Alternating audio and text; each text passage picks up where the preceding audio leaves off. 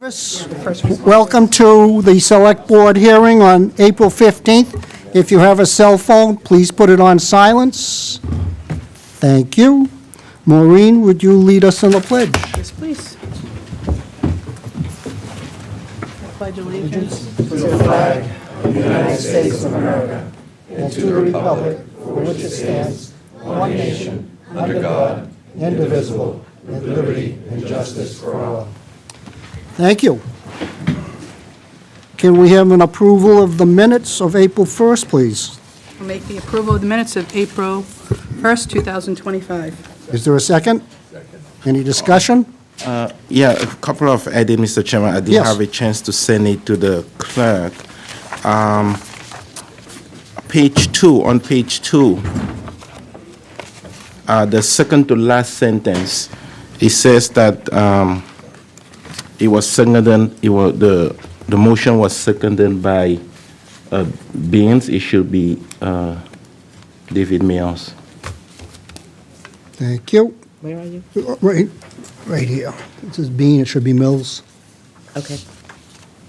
Anything else? Yes, page 5, the first sentence, it says that all articles were voted 5-0 favorably, with the exceptions of the Article 36 and 38. I think it should be 36, that was 3-2. 38 was unfavorable, 5-0. And then 37 was favorable, 4-1. So there were 3 articles. 3 of them, yes. Instead of 2. Do you see that? So it's this is one voted 5, and the exceptions. All articles were 5-0 favorable, with the exception of Articles No, I 36. think it reads right. I think you have to go back to the article, the specific Right. article. Which is on the last page. Yeah, page 6 has it correctly, but here it says that everything was favorable 5-2, 5-0, except 2. Well, that was one of Oh, 3 of them when. You see it? There was a 4-1. Yep. Yes. 4-1 on 37, 36, and 38. Yep. I'll And then there correct was a 5-0 unfavorable Yes, Eight. on one of them. yes, 38. Yes. that. Okay. Yep, I'll make that correction. Okay. And the last one is page 5, the town manager report. The second paragraph has an extra select board member, Bernard, there. The first one, we should just take that out. We motioned. I'm sorry, what? We don't follow your D. On the manager I don't report? have the, Under the manager's report? yes, page 5, the town manager report, the second paragraph, after the bullet. Manager's report's on 4. I don't have a copy of. Town manager's report is on 4. Okay, it's page 5, the second paragraph after the bullet. After the bullet, it May I says borrow Select your Board Member copy, Bernard. Mr. Chairman? Excuse me? May I borrow your copy? Yes, you may. My printer was.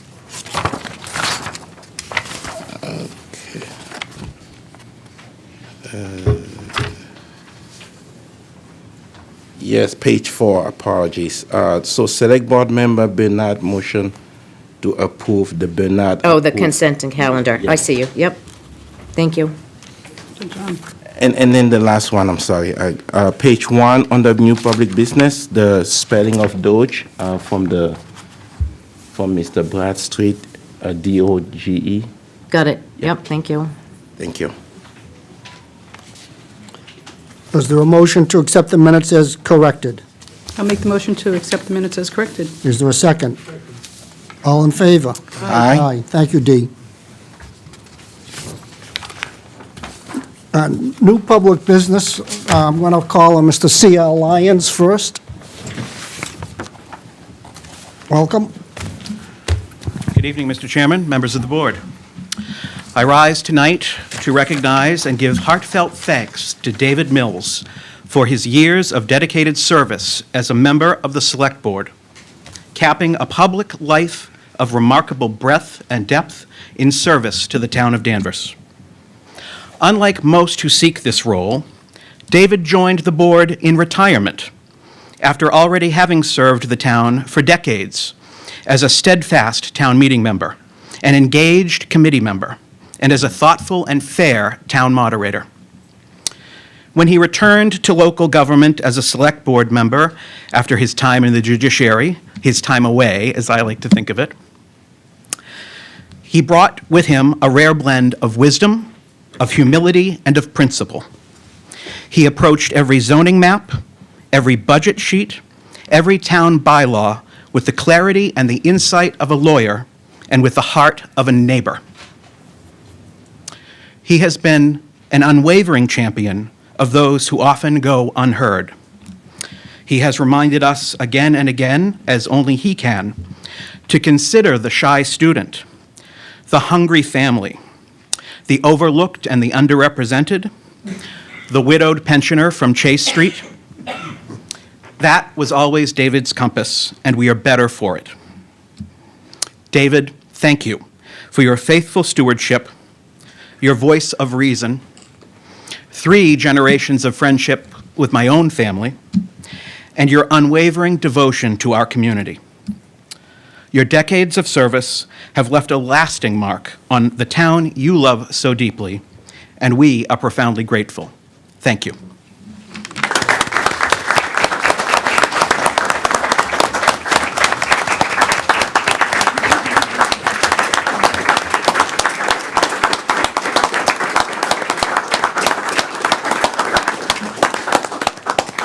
Pat, you going to follow up on that? Thank you. I was just saying to CR, but wait, there's more. David, we're here tonight to celebrate your service as a true son of Danvers. But I want to take a few moments and talk about your roles, not as town meeting member, not as moderator, not as a select board member, but your focus on things you did outside the town, specifically your legal career. Because I think this is a footnote to what folks know about you in Danvers. David began his career as an assistant district attorney in Middlesex County, trying criminal matters. He then moved on to the Attorney General's office, where he was the head of the agency's Criminal Appellate Division.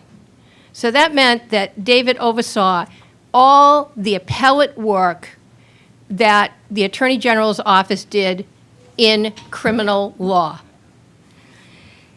After that, he then went into private practice. And some of you may remember that David practiced law here in Danvers. But in 2001, David was appointed to the Massachusetts Appeals Court by then Governor Jane Swift.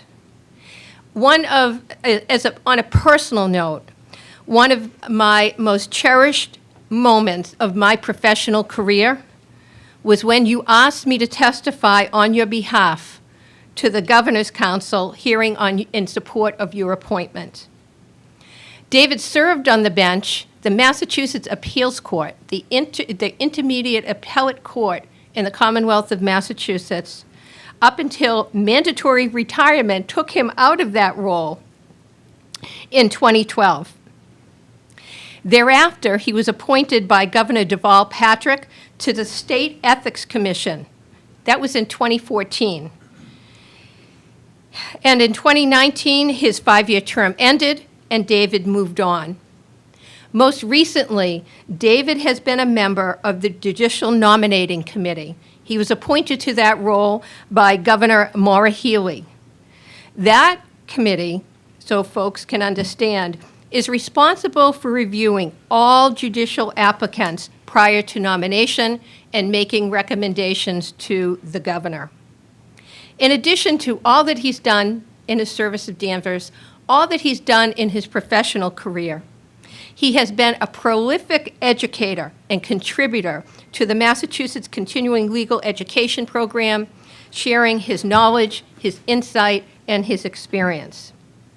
David, you have brought so much credit to this community through your integrity, your kindness, and your service.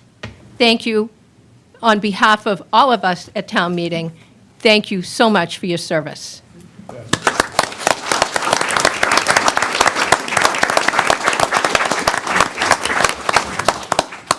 Mr. Chair, I have a unique situation in terms of I feel I stand here a few times. I think you've probably heard David talk about his relationship with the police chiefs in this town over the last 50 years. And I had a somewhat unique relationship with at least one of those police chiefs as well.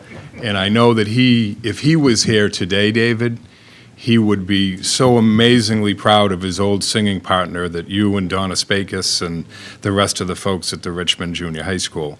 I also walk in your footsteps because I have the real privilege to represent this town at the Voc Technical School, and you were the leader of the Essex Aggie at one point as the head of their board up there as well. As I thought about what I wanted to say to you, I thought about the guy on the picture over there in the room that we're in. And I thought, David, that, if you were able to go back over into that room right now, and he's sitting on his desk, and we both know exactly what he would have looked like with those feet up, and his little finger would have came out, his feet would have flung down onto the floor like they did, and he would have said, "David, me boy, you've done good." And that's, you've done good by this town, David. Thank you.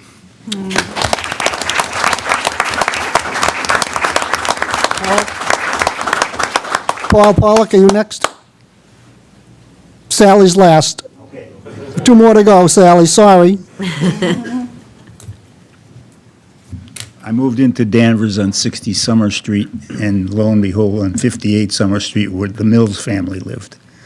And David was one of the 4 or 5 brothers, I believe, and then his sister, and then I went out and started introducing myself to Mr. Frank Mills. And I started a conversation, and probably was the last conversation I ever started with him. I just listened from that point on. I knew all about Boston College. I knew all about Boston College football.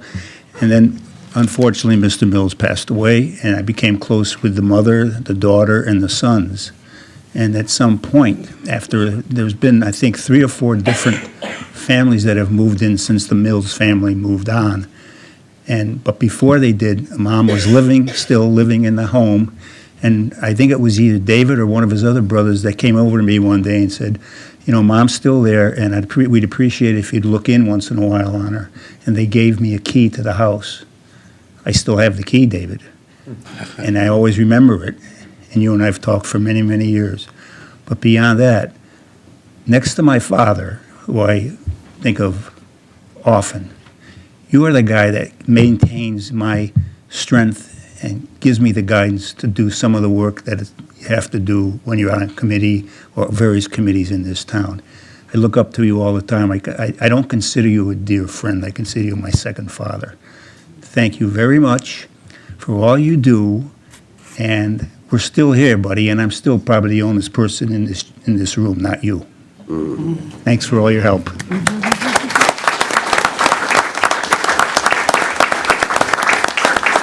Is Peter Zook in the building? Nope, okay. Mr. Typett, Wally?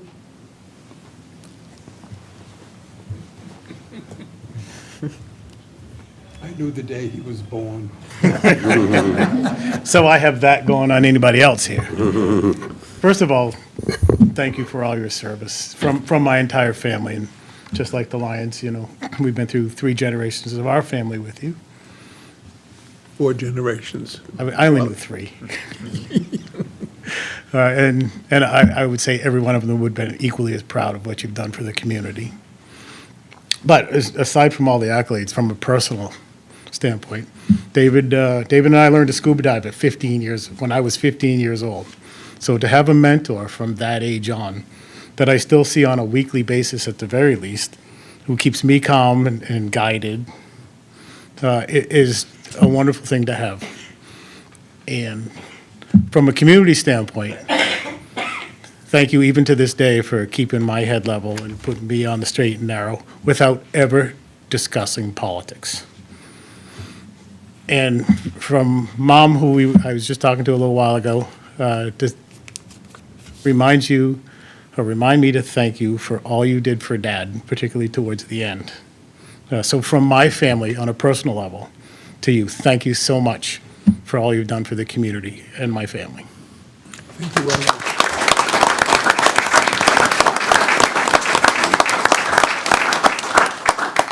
Representative, please.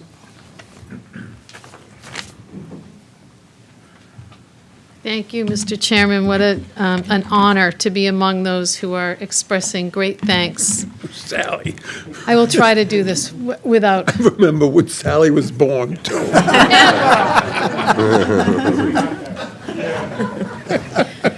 Well, David, I know that you will look at an official commendation from the House of Representatives, part of the Great and General Court, with some, an ounce of humor, an ounce of those rascals. I preface it by expressing, I too am lucky enough to have known you my entire life.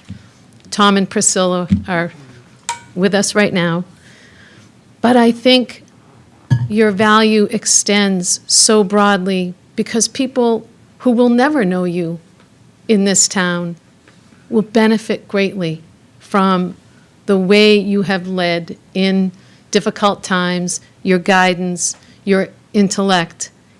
And that extends throughout the community, whether you know the family or they know you or not. So please accept my gratitude for that as well. Okay, now the political part. From the House of Representatives, be it hereby known to all that the Massachusetts House of Representatives offers sincerest congratulations to David Arthur Mills in recognition of your decades of unparalleled service to your beloved town of Danvers. Sorry.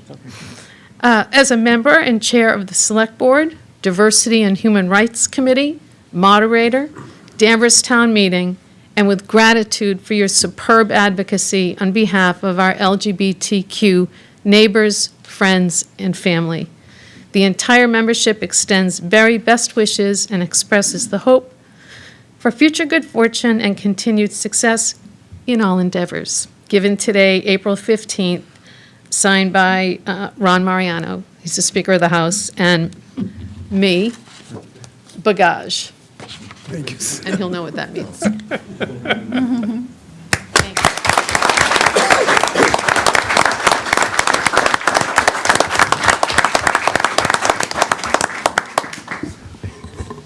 David, congratulations. Thank you, Dan. Okay. Anybody else to speak to David? Oh, okay, we'll move on. And other new business? Well, Mr. Bradstreet?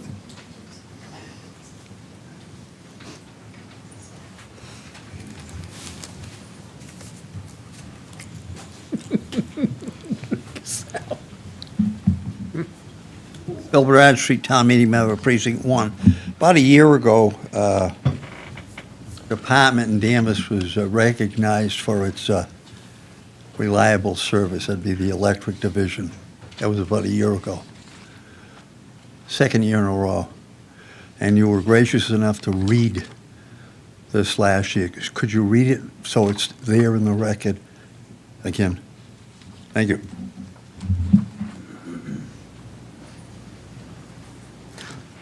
I didn't bring my readers. I'm going to ask Maureen to read it, if that's all right with you? Sure. Thank Is that you. okay, Bill? Thank you. Okay. So this looks like this was in the Salem News on Wednesday, April 2nd, 2025. Danvers Electric recognized for reliable service, which we do rely on them. Danvers Electric has received national recognition for achieving exceptional electric reliability in 2024 from the American Public Power Association. APPA is a trade group that represents more than 2,000 not-for-profit, community-owned electric utilities. It helps utilities track power outage and restoration data through its subscription-based e-reliability tracker service. Once each year, APPA's reliability team compares such data to national statistics tracked by the U.S. Energy Information Administration for all types of electric utilities.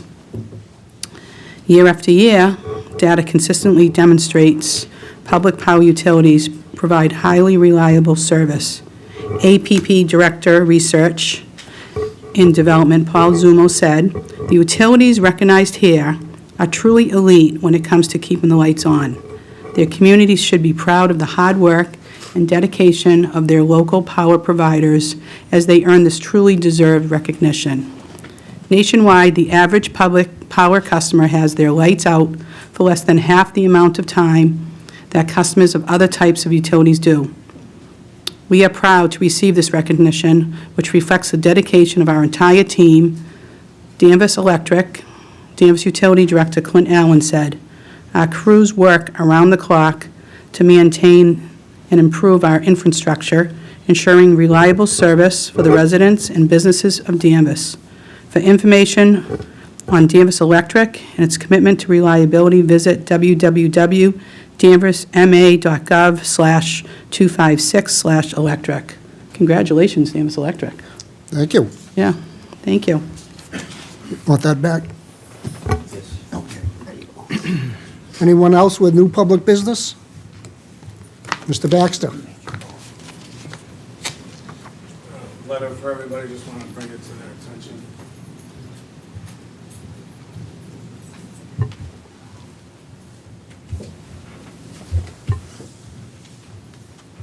Thank you. Probably should open mine now so nobody gets his money. Too nice. Thank you. It's not money, Dave. Lunch money. Envelope is empty, so.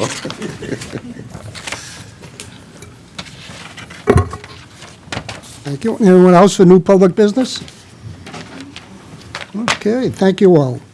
The board will execute documents in connection with the easement on Arch Meadow Drive. We have some documents to sign. Yes. Okay, Mr. King's here to explain. Welcome, Stephen. Good evening, Mr. Chairman, members of the board. My name's Steve King, Town Engineer for Department of Public Works for Danvers. I'm here tonight to obviously answer any questions in connection with the easement that we're requesting at a property of 20 Arch Meadow Drive. If you're familiar with that, that abuts our existing landfill and transfer station. So if you've come into our transfer station, if you used it in the past or any day, you've probably driven over the scale. That location of that scale is actually what the old layout of Pope's Lane, so it's a public way. But on coming out and exiting the transfer station, you've probably also driven out through the double gates as well. That's actually the property owned by the complex that's 20 Arch Meadow, so the ABC Plumbing Supply, the old the workout establishment. Their property abuts all the way up to our layout at where our existing scale is. So in doing the research as part of the project that we're currently working on, we thought it was the best interest of the town if we're going to use that site and use that access way to acquire an easement from that property owner to continue accessing the site, and then also for some of our utilities that are also in that same corridor where the easement is located. Mr. Chairman, I would just add that this was also discussed when the money was appropriated on a warrant article a year or two ago as part of the landfill project. Okay. Do we need a vote of some type, or we're just executing documents, Just Steve? executing the document, yep. It was already approved, and it's basically not an eminent domain, so there's no public hearing or request for a Okay. motion. All right, thank you. Okay. Thank you much. Thank you, everyone. Before he leaves, can I say something? Yes, please. Steve? I kind of grew up in the age of Rick Rogers, who was I thought, an absolutely superb public servant and engineer. Before I met him, I thought an engineer worked for the Boston and Maine and drove a locomotive. And I've come to understand the importance of the engineer for the town of Danvers, and I'm especially always grateful for the amount of attention our engineering department has to give to National Grid and everybody else who's cutting up our streets. And so I want to say, from I thought Rick Rogers was great, and I think Steve King does a wonderful job with his people, and I'm very grateful for your service. Thank you. I was very lucky to have Rick as a mentor, Yeah. and I'm still using him and calling him today for certain things that he just has historical knowledge of. And I always thank you for the board's support, as always. Thank you, Dan. Thank you. Okay, thank you. Okay. The board will vote to accept a gift from the Riverside School PAC in accordance with Mass General Laws, Chapter 44, Section 53A, for the Riverside Playground. Someone here to speak to this? Welcome. Please introduce yourself. Good evening, everyone. My name is Sarah Fitzgerald. I'm the principal at Riverside School, Welcome. and I've brought along Mrs. Tegender Hi, I'm Sarah Tegender. I am the treasurer of the Riverside PAC. Thank you. and Superintendent Bauer is joining us, too. Here's your backup. We're Tell all- us a little bit what... We're all together because this really was a collaboration with Riverside School, our parent group that has helped us to raise some money, and David Mountain, who has worked with us throughout the last 2 school years to work on a new playground for Riverside School. So our PAC has worked very, very hard to come up with some money they're going to donate to the town of Danvers, $50,000. It encompasses, contributions from the Danvers Rotary, local businesses that have contributed. Students' birthday money has even been put in the fund as well. So it really was a collaborative effort with, as I said, David Mountain, our PAC, and Mr. Bauer, of course. So we wanted to present that check tonight. Thank you.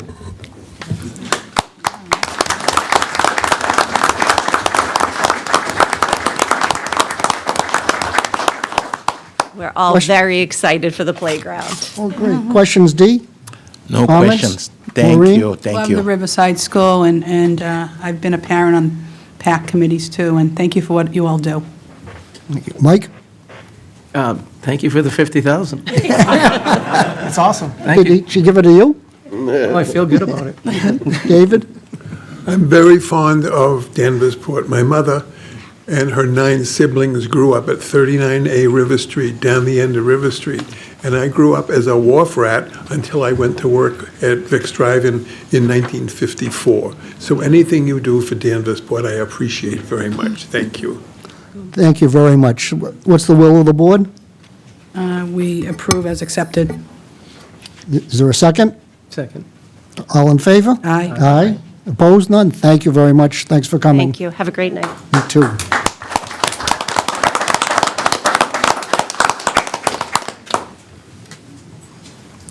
A public hearing will be held under Chapter 140, Section 182 of the General Laws on the application of 2 High Street Tavern, Inc., DBA The Berry Tavern.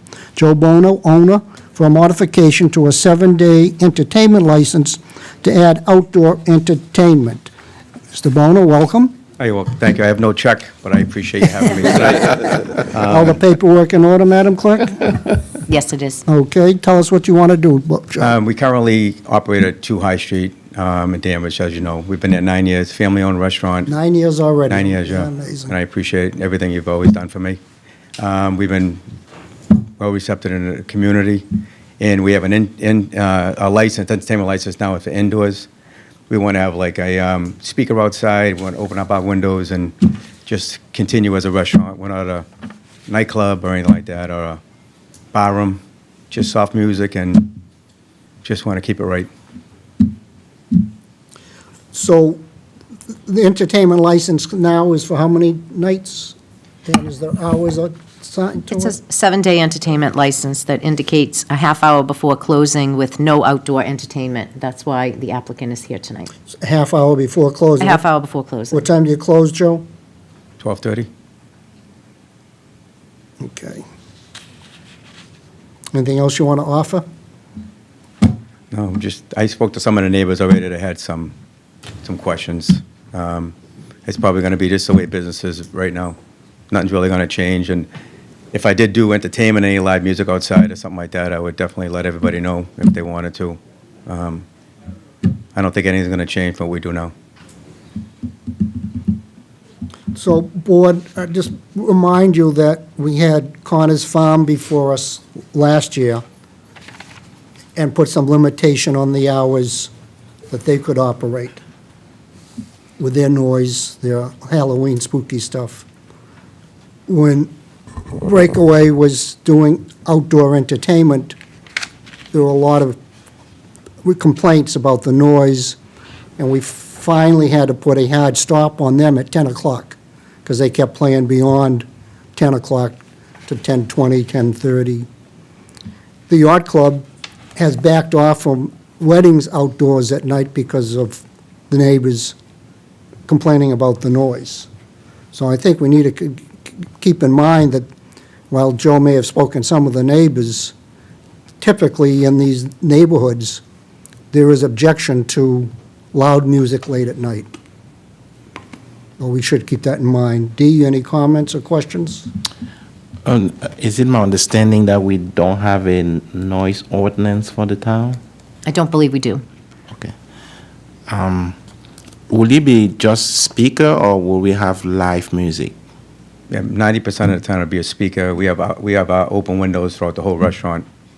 You know, we'll have our windows open, you know, on the nights that are, you know, the nice nights. You know, the window's really small, so there's only a few months of the year that this will even take place. You know, most of the time the weather will be, you know, uncooperative anyways. No, what I mean is, will it be a band, or will it just be It music? may be on a band, you know, a few times a year. There's nothing on a regular basis at all. But the band will play from inside? We have a band inside currently right now. Okay. We want to be able to open up our windows. We have bands 2 nights a week until 11 o'clock. I want to be able to open up our windows. I want to be able to have a little speaker outside for our guests on the patio. And if we want to have a band outside, you know, every once in a while, we just want that option to have it. There's nothing in place to do that, though. No. I do. I mean, I love Berry Tavern. It's a great place, becoming a fixture in downtown. I'm just not sure about the layout of the area as to how far the neighbors are. I don't know if anyone can. There's no neighbors directly facing the front of the restaurant.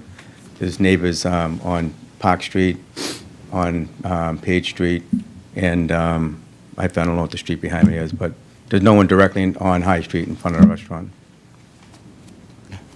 Okay, thank you. Maureen?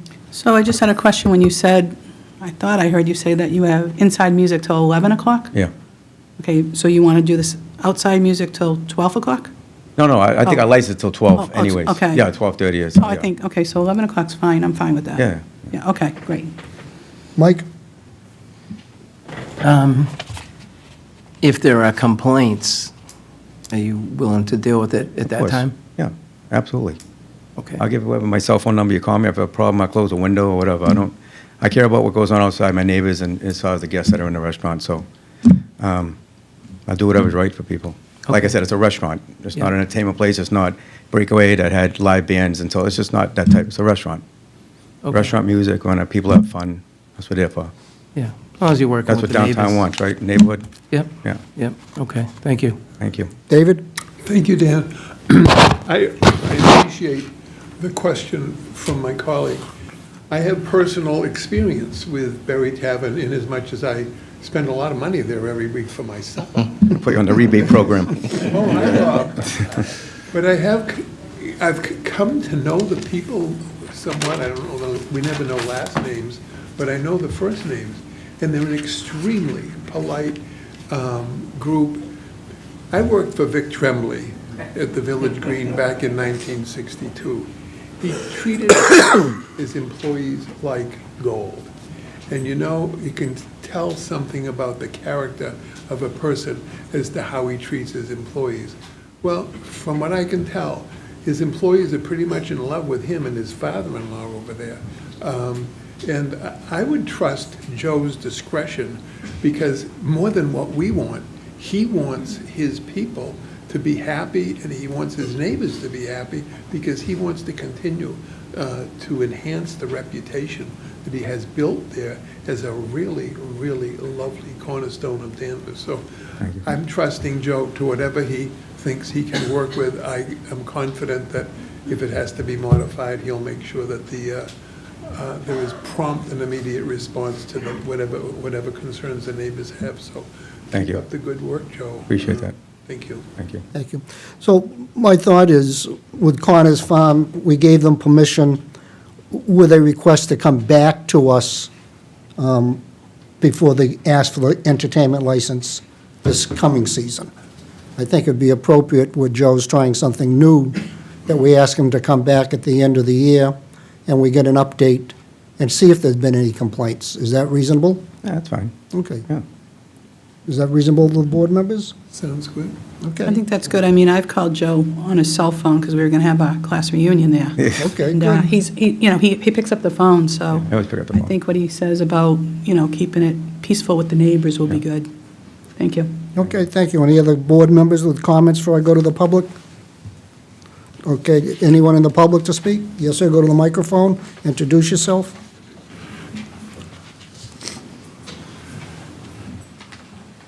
Hello, everyone. I'm Nick Angelo. I live at 36 Park Street, so right behind the M&T Bank and right behind Barry Tavern.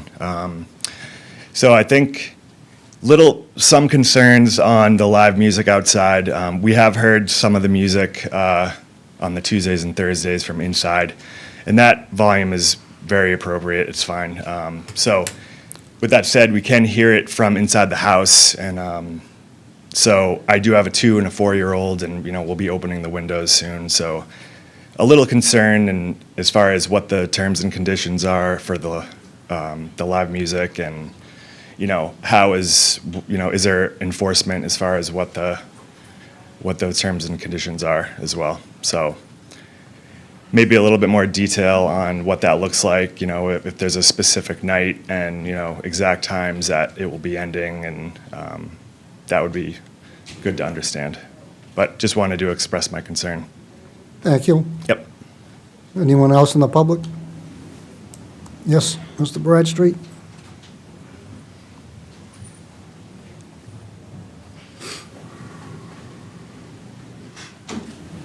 Again, Bill Bradstreet, Town Meeting Member, Precinct 1. I believe when Connor's Farm was discussed, there was a mention about decibel level readings made. Yeah, they have to take readings every night. Would that be I'm not trying to nitpick, would that be appropriate for what's going to be enjoyed in the square? So that we don't have a law. We do not have a noise law. It's a reasonable request if Mr. Bono's willing to take decibel readings when he has outdoor entertainment. So if there is a complaint, he can turn to the person making the complaint, say, here's what the decibel levels are. If the board wants to make that part of the motion, that's up to them. I appreciate that. Again, I'm not nitpicking, but because it was discussed for Connors. Right. And they're out in the open, so to speak. This is very congested in the square. And I would be concerned, as would the neighbors, about the music. Oldies but goodies, classical, rap. There's all kinds of music out there. I know what I like and what I don't like, but I don't know about the neighbors. But thank you. Well, there's some people that complain that downtown Danvers is sleepy and quiet. Some people want to keep Danvers the way it was, so I don't know what to tell you. That's not a bad thing. Can we have a motion to close the public hearing, please? I'll make a motion to close the public hearing. I'm sorry, somebody wanted to speak? Speak, go ahead.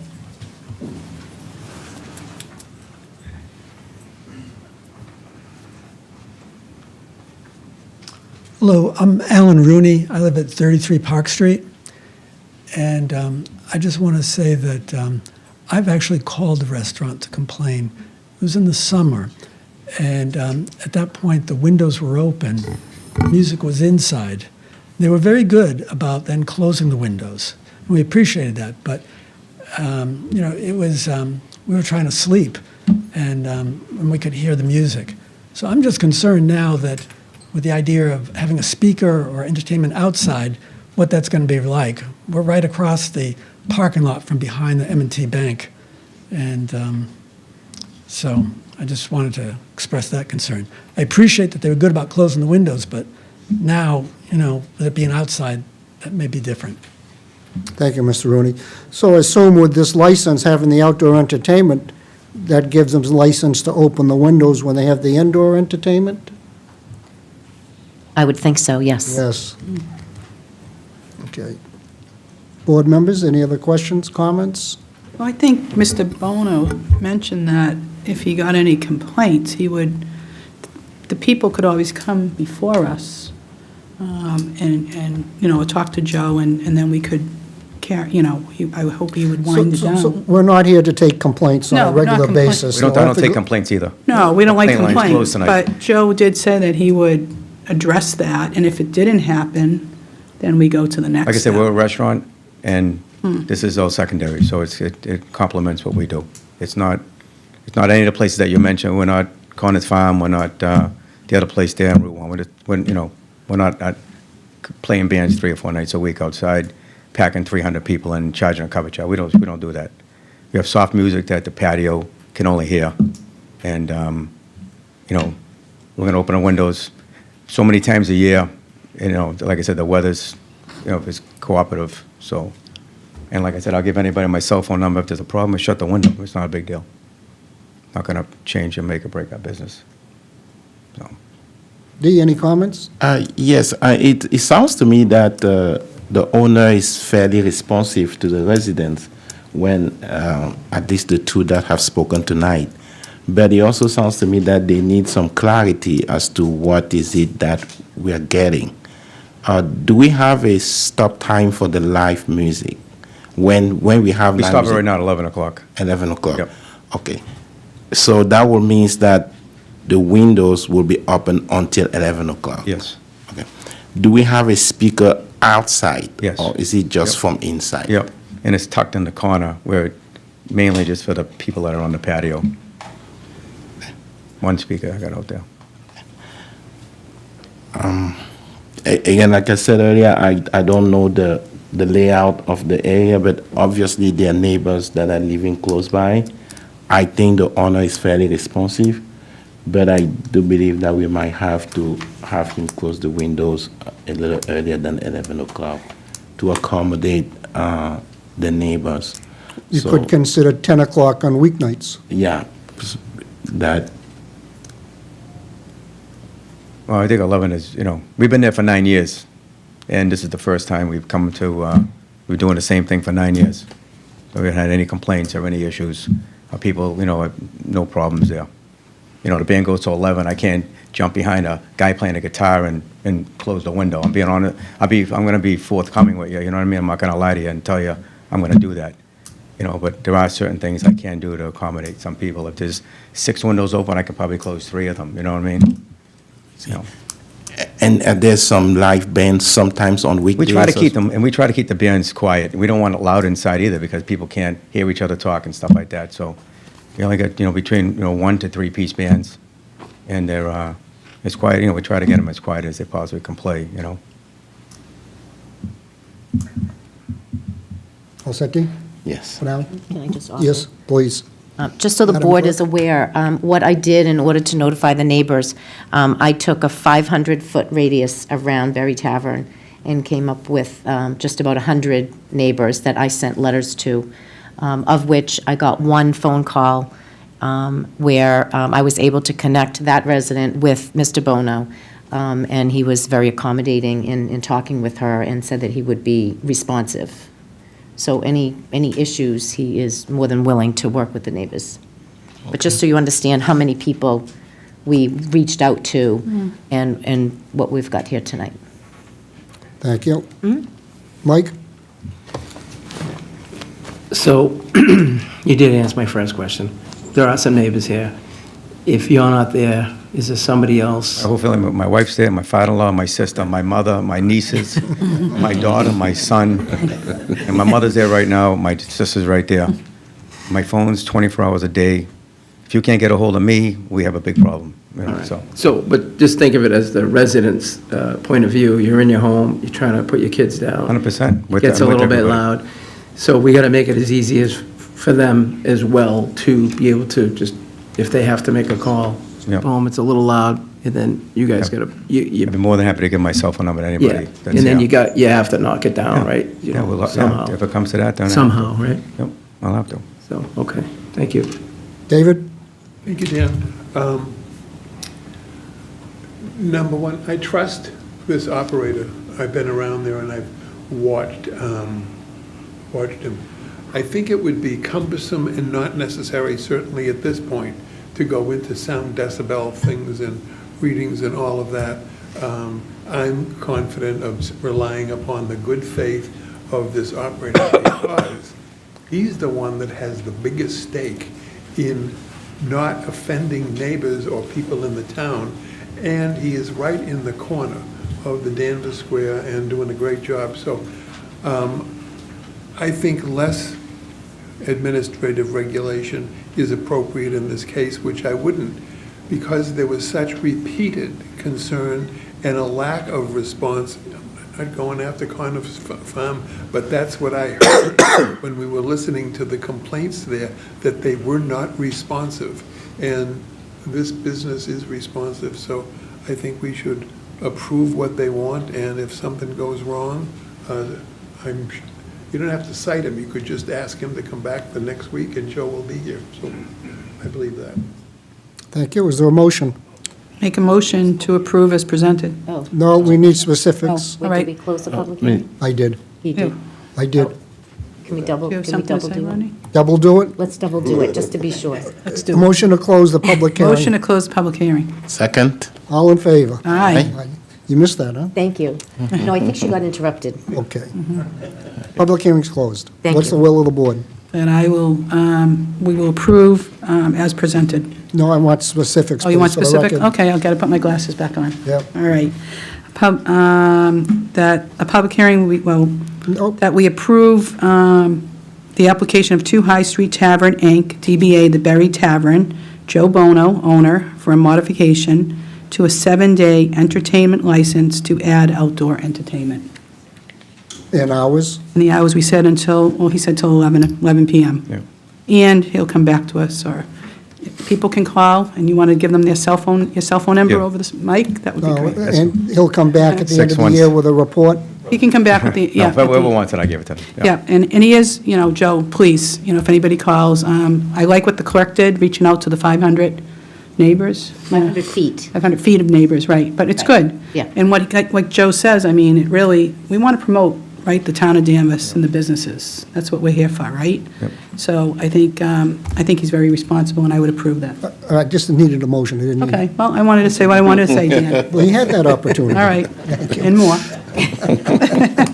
Second. Is it second? Any discussion? All in favor? Aye. Aye. Opposed? None. Thank you. Good luck, Joe. Thank you very much. Congratulations, Ms. Mills. Joe, I'll be Appreciate it. listening. Thank you. Mm-hmm. All right, appreciate it. Thank you. Have a good night.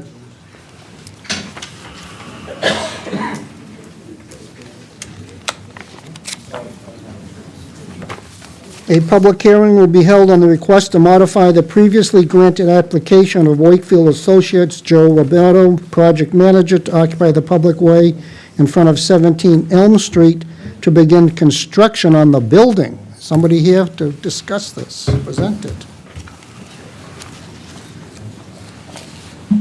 Welcome. Good evening. Thank you very much. My name is Nancy McCann. I'm here on behalf of Joe Roberto and JMR Companies LLC, the owners of the property at 17 Elm Street. With me tonight is Rodrigo Gamarez, who is the construction supervisor for this project. And the board, you will recall, back on January 7th, we were here, and the board approved our application for occupation of the sidewalk to begin construction for the redevelopment of 17 Elm Street. That project is fully approved and was at that time through the various boards, commercial space on the first floor, 3 residential units above, and part of that included new sidewalk work, and the board approved that application as submitted. We anticipated at that time a start date of February 1st. And as you may also recall, our building inspector, Tim Hudon, was present at that meeting. And we discussed that there were some issues that he needed to work out with the architect with regard to the plans before the building permit was issued. That process took a little longer than we had anticipated, but those issues have been worked out. We believe the building permit will issue very soon, imminently, in fact. And so we are requesting a modification of the prior approval to allow the construction phasing schedule to begin with the issuance of the building permit, and then to proceed forward, as we've indicated in my cover letter, as well as in the revised construction management plan, certain number of days for each phase, rather than giving calendar dates for the start and for each phase completion, because that's difficult to do. It's difficult with construction to know exactly when things, certainly now, when materials and things are going to be available. So we want to have a little bit of flexibility as far as dates are concerned. So we've indicated, as you'll see on my cover letter to you that accompanied the application, we have 5 different phases. First phase is 45 days, 60 days, 180 days, 30 days, and 30 days. Summing all of that up, we would request that the period of time for occupation of the sidewalk commence upon issuance of the building permit and proceed for and be in place for 14 months to allow, and then again, that's in the CMP plan, to allow for completion. And Rodrigo is here. He can answer any questions with regard to the construction. The phasing under the CMP plan and the transportation management plan that you all saw back in January has not changed. The only change to the CMP plan was to add number of days for each phase rather than calendar dates. Thank you. So the modification that you're asking for is this phase that you just gave us, is that correct? It is to be, right, to have the occupation begin upon issuance of the building permit, and to have the various phases completed in accordance with the phasing schedule in the CMP plan and as summarized in my cover letter.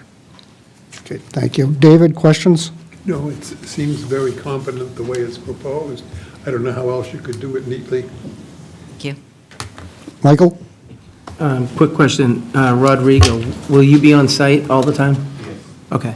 And does the bill inspector, police department have your phone number if they have to get a hold of you? Yes. Okay. All right. Both numbers. Yeah, other than that, it's plenty of detail. Thank you. Maureen? No, I think it's good. I like how Nancy put the 45 to 60 days. You couldn't do calendar, for sure. But it's good to know you'll be on site. Thank you. Dee? A quick question. Does abutters have to be notified before the beginning of each phase? Is that a requirement or?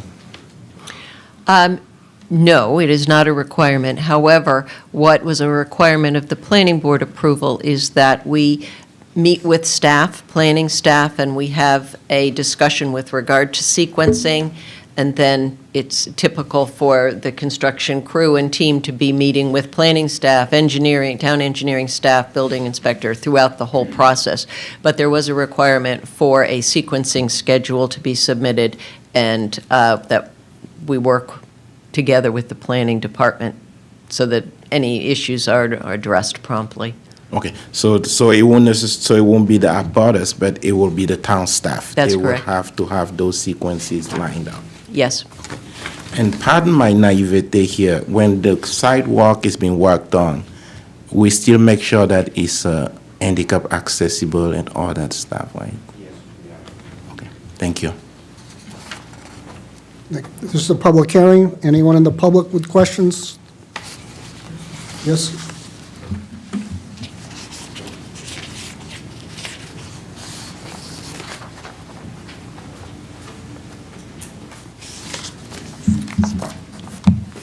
Coley Rybicki, Town Meeting Member, Precinct 5. It may be in the construction plans, but I was just curious about how many days, if at all, are you impacting the parking places in front of the businesses that are going to remain open? Nancy? That is in the CMP plan as well as the transportation mitigation plan that was submitted. Do you know, Rodrigo, specifically those parking spaces, how, there's parking spaces on Elm Street as well as on the side street? Page Street. Do you know off the top of your head how often? They have occupied sidewalk, Jezebel, so for the pedestrians, so basically it's not be a parking space on Elm Street. So basically from Elm Street, I have a Jezebel for the pedestrians with a handicap, so it's not be available parking cars Elm Street. Coley, does that answer your question? Anyone else with questions from the public? Please. Karen? Karen Nastic, Loxley Road, Danvers. Welcome. Pull the microphone closer to you. Thank you. Karen Nastic, Danvers, 15 Loxley. I haven't seen the plans for the house. How tall is this going to be? How many stories? About 35 feet, tall, three storage. 3 stories? Yes. 3 stories. Well, this be the first 3-story building in that area. My heart is breaking over the downtown changing. It's going to a flat top all around. Any chance this is a peaked roof? No. Flat roof. Flat roof again? Yeah. Because it's a detail on the front of the building. Karen, I think the planning board approved the plans as presented, and that was the time to ask those questions. We're not, unfortunately, we can't get into the design standards at this stage. I didn't mean, think I I'd get a understand chance to what your ask. thoughts are and appreciate them, but it's, Yep. the horse is out of the barn.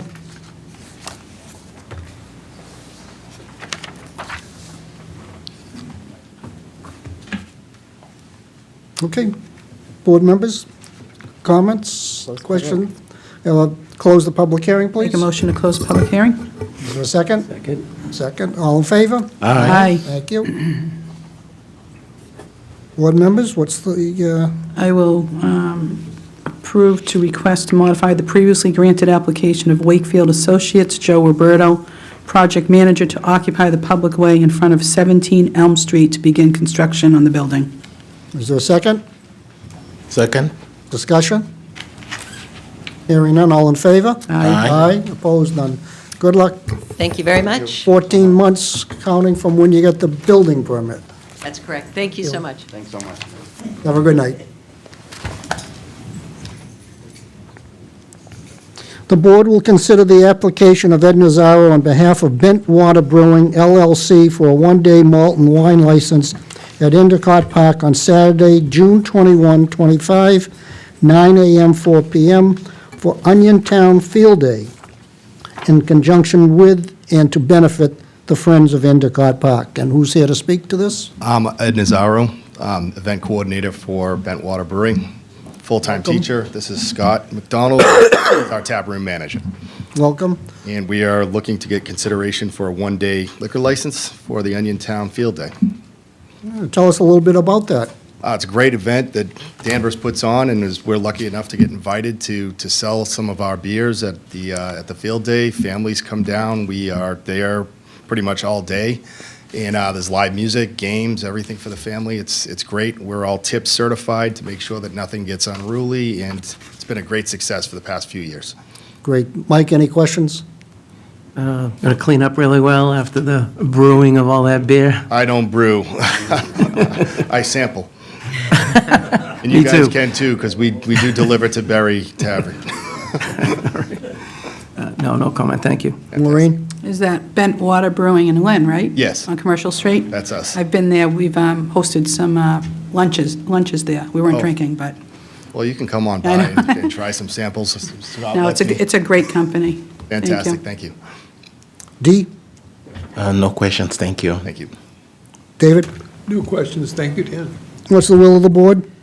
I say we approve the application of Ed Nazaro on behalf of Bent Water Brewing LLC for a one-day malt and wine license at Endicott Park on Saturday, June 21st, 9 a.m. to 4 p.m. for Onion Day in conjunction with and the benefit of the Friends of Endicott Park. Thank you. Is there a second?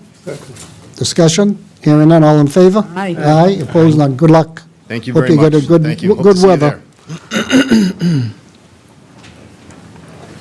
The board is in receipt of a banner application by Paul Pollock on behalf of the HRIC across High Street from June 2 to 8, 25 for public, or for Pride event going on June 7th at Town Hall, starting at 12 p.m. Welcome, Paul. Yes, thank you, Mr. Chairman. Paul Pollock, I'm Chair of the HRIC Committee, and every year we have a Pride flag-raising event at Town Hall, and the last 2 years, and this will be the third, we followed up with a celebration on the library lawn that lasts about 2.5 hours. We're going to have a banner made. We did secure the date, and the date it'll be put up the week of, I believe it's, I'm not sure. June 2 to 8. Yeah, 2 to 8, right. And the event's actually on Saturday, June 7th. It'll start off with a flag raising and then a walk down to the library area. And we're looking to have Mr. Mills lead the walk, but I've got to talk to him about that. He's been one of our great supporters over the years. I walked across the street without my cane tonight, I want you to know. I'll get a vehicle for you, though, seriously. We'll get a vehicle. Anyway, that's basically it. If you have any questions, it's an event that's been going on, I'm not sure for how many years, but since Dee was chair, I think, and maybe before that also. Pretty standard for the town, and we're looking forward to it, and we always get a nice crowd. Is this the first time you've had the banner up? Yes, it's, That's why you're here. we discussed the banner, to be honest with you, and when the committee was meeting, we decided not to have a banner because they're expensive. And then I had an HRIC meeting in March, and the committee wanted a banner. So we've arranged, and we'll finance it, obviously, and we're looking forward to it. We do a good job putting up banners. Thank you. Yes. Questions from Dee? No, I support it. Thank you, Paul. Thank you very much. Maureen? I'm going to abstain. Okay. Mike? Can you tell me what the banner's going to say? Celebration of Pride. Celebration. I haven't finalized it, to be honest with you, but it's going to be similar to what we did Martin Luther King banner that we put up.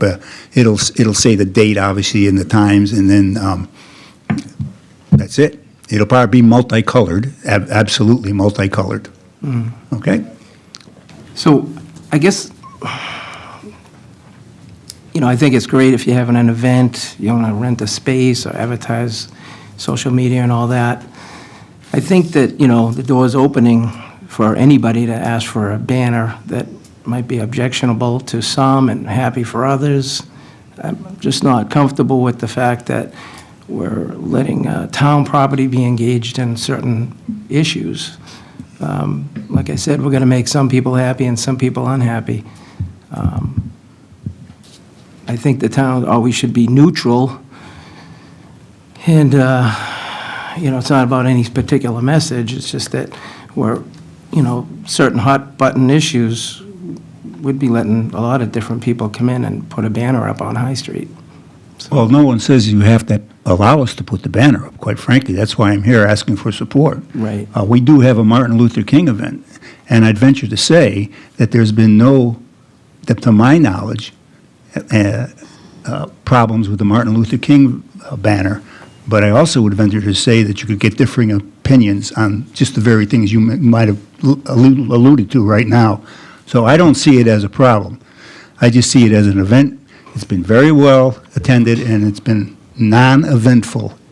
So, Paul, is it safe to say the banner is just going to advertise the event, the date? the Yeah, time? very simply, it's going to say Celebrate Pride. I don't want to say what it's actually going to say, Dan, but it's going to be basically similar to the MLK, Mr. Chairman. Thank you. The date, the time, and the place. Thank you, which all the banners do. Yeah, Thank you. that's right. David? Thank you. I'm astonished that one board member abstains with respect to this human rights matter, and that another board member considers it a political issue that is currently a matter of negative concern to some people in this community, where I have, as a matter of fact, personally for 50 years attempted to bring LGBT into a public discussion of acceptance in this town, which I believe 10 years ago we reached with the efforts of Susan Madison Fletcher over the course of 20 years, and the leadership of Dee on the Human Rights and Inclusion Committee, that there is any hesitation whatsoever really troubles me. It doesn't trouble me, it hurts me. It cuts me to the core. I have a rainbow flag on my house across the street, and have had it up for 7 years, and I'm almost 83, because I was 75 years old before I dared put it up. I noticed that the Methodist Church has one now, and Putnam Pantry used to have one. That's 3 in the town of Danvers, with 27,000 people, which statistically is the home of nearly 3,000 lesbian, gay, bisexual, transgender people and their parents and their children who are afraid to be visible because they do not feel welcome. There are probably 2,000 rainbow flags in Salem. The Beverly City Council, no, excuse me, it was the Salem City Council, adopted a resolution in favor of protecting the rights of transgender and non-binary people. And that anybody on this select board would oppose this banner blows my mind. And I will publicly say, and I will probably speak it, I will provide a rainbow flag to any person in this town who is willing to fly it, and I will deliver it to your house. And no, I'm not ashamed of the board. How can I be ashamed for someone else? I would only be ashamed for myself, and I'm not. It has been very hard over the years to speak to LGBTQ issues. Because I grew up when gay people were bashed to death on the streets of Boston, New York, Atlanta, and it has not been an easy journey. So I will say, you break my heart, you will not support this request. Well, of course I will support the request, but I'll also say, Paul, for taking the leadership of the Human Rights and Inclusion Committee, which has had constant progress because of people like you and Susan Fletcher and Dee, who was chair for several years. We grew from, I remember, when the gay flag issue was first raised, it was Gary, his drag name I forget, I'm sorry, but he was at a Martin Luther King dinner when we used to have them at the Danvers Port Yacht Club. And Wayne Marquis and the then Board of Selectmen at that time were in a table at the back. And he said, Mr. Marquis and select board members, I call upon you to put up a rainbow flag this year to welcome and make a safe place for LGBTQ people in the town of Danvers. And that board unanimously voted with Wayne's approval.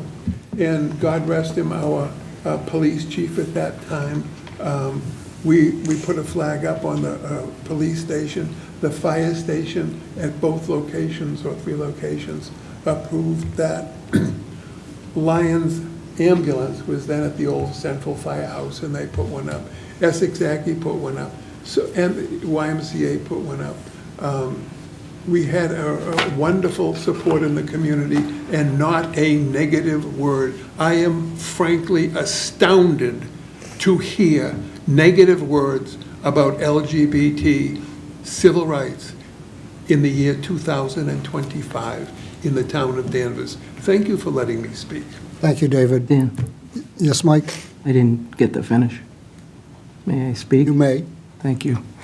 Dave, I don't want to ruin this day for you. This is a great day for you. I meant no... You couldn't possibly. Yes, I meant no Be disrespect. my guest. I meant no disrespect to you or anybody, but that's not the issue I'm talking about. I'm talking about that public property shouldn't serve as a forum for anybody's free speech, because we're opening a door to anyone, and then we have to say yes. That's all I'm talking about, not any particular issue. So I don't mean any disrespect to anybody. I served the police department 22 years, and it didn't matter who I was trying to help. Never occurred to me their sex, race, religion.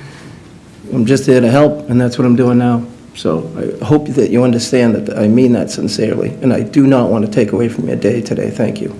You don't. Thank you, Dave. May we have a motion, please? I'm going to abstain. I ask for a motion. I move that we approve the request I presented and put the banner up from June 2nd to June 8th. Thank you. Is there a second? Second. All in favor? Aye. Aye. Opposed? Abstain? Aye. Abstain.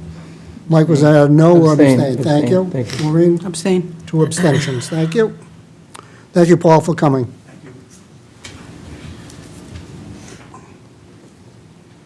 The board will discuss the final version of a resolution to be sent to the Beverly Airport Management. You got a resolution 2 weeks ago to review, so we can comment, but we need to have it read into the public record first before we can discuss it. Anyone want to volunteer to read it? I'll read it. Thank you. Resolution addressing concerns over the airport. Whereas the residents of Danvers have expressed growing concerns regarding the operations of Beverly Regional Airport, and whereas complaints have been raised about excessive noise, pollution resulting from aircraft activity, particularly during early morning and late night hours, which negatively impacts the quality of our lives of our residents, and whereas there is a growing concern among the community that the airport has not moved quickly enough to address the pending transition to unleaded aviation fuel, and whereas there is a prevailing sentiment among the community that the airport has not adequately acknowledged or addressed these concerns, leading to frustration and a perceived lack of responsiveness, and whereas increased traffic volume associated with the airport operations has exacerbated these concerns, now therefore it be resolved that the Select Board formally requests that the airport management take immediate and concrete steps to mitigate noise pollution, including but not limited to implementing stricter flight path regulations, restricting nighttime flights, and investing in noise reduction technologies, and be it further resolved that the town urges the airport to work in collaboration with local authorities to develop strategies aimed at preparing for the transition to unleaded aviation fuel, and be it further resolved that the town requests the establishment of a formal communication and engagement process between airport management and town representatives to foster transparency, accountability, and meaningful dialogue regarding community concerns, and be it further resolved that the Select Board will create an advisory committee comprised of pilots and aviation experts to research the laws and regulations as they relate to these concerns, and be it finally resolved that copies of this resolution be forwarded to the airport management,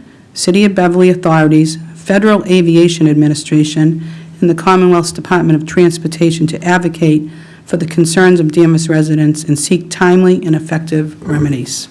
Danvers Select Board. Thank you. Can I have a second for the purpose of discussion? Second. Thank you, David. Discussion. Dee, do you want to start? Yes, thank you, Mr. Chairman, for the draft. I like it a lot. I think this is a really good first step in our effort to address the residents' concerns about the airport. I didn't have a chance to send the comments by the 11th as it was requested, but on the second to last one, we have a pilot and aviation expert. Should we have just residents as well, as a possibility of being part of that advisory committee? I think we can add residents as well. Thank you. And then on the people that we will be sending this to, I would suggest that we also send it to our state legislatures. Certainly. And I don't know, to you, Mr. Chairman, to the town manager, can we send it to anyone on the federal level? FAA, or I don't know? We can send it to Representative Moulton, Yes. a state rep, a state senator, Mayor Cahill of Beverly, the Airport Commission, and Director. I think that should cover it. If somebody has somebody else. Is that acceptable, Mr. Yes. Conley? Okay with you, Dee? Yes. Thank you. Yes. Anything else? And then do we say how many people we want to have on the commission now? That will be to be determined. Okay.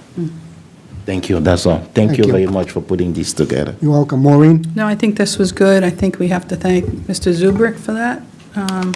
Thank you. Dan and I went over with our comments about how the airport seems this time more involved with us, a lot more transparency than the previous. There still is a lot of work to be done. We want to help, these are very important. This was great that this has been done, so I'm all for it. I thank all the people that put the time and effort into this, and residents continue doing what you're doing. And maybe did we say the governor too? We could send it to FAA, Joan, Sally, Seth, why not, right? Thank you. You're welcome. Mike? Yes, I like this. Would we have any more detail? I know I sent a lot of stuff to you, Rodney, sorry. Just to make sure that what we're asking for and what they're able to provide, whether they can, they can't, any of that, details as far as that stuff. Well, I think right now we're just sending this resolution to them to keep the conversation going, make a statement. They will be back in the fall to answer any new questions and update us and talk about how they're responding to the neighbors. So it would be an ongoing process. Okay, all right, yeah. This is just kind of the next step.